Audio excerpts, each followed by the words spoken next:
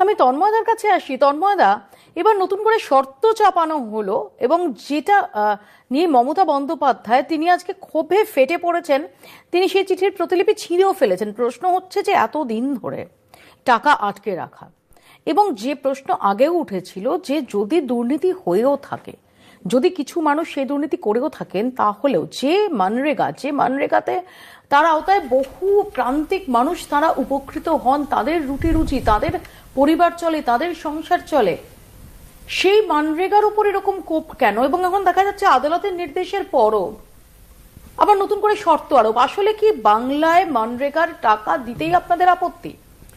দেখুন, প্রথমেই বলে নেই যে 2006 থেকে 2014 এই 8 বছরে মনরেগা ইউপিএ সরকার টাকা দিয়েছে বাংলায় 14,500 কোটি টাকা।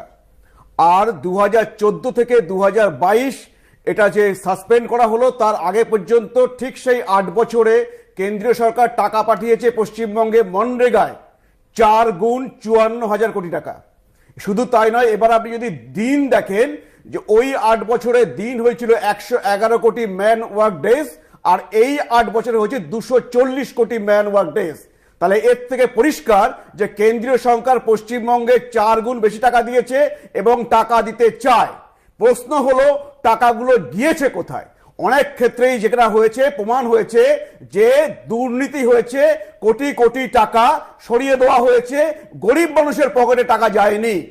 এবং তারপরেই সেই মনরেগা অ্যাক্ট আছে দেশে, সেই আইন অনুযায়ী সেকশন 27, সেই আইন অনুযায়ী কেন্দ্র সরকার ফান্ড দেওয়া। যারা দুর্নীতি করেছে তাদের বিরুদ্ধে ব্যবস্থা নিন না আপনাদের এজেন্সি, এইটাই তদন্ত করে তাদের অবধি পৌঁছক না, কিন্তু সাধারণ মানুষ। আমাকে বলতে দিন, এবার আমি শেষ করে নিই।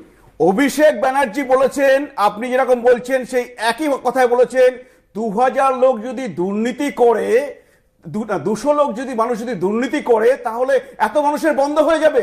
আজ পর্যন্ত উনি কি 200 মানুষের মধ্যে 2 জন মানুষকে কোনো শাস্তি দিয়েছেন বা ধরেছেন?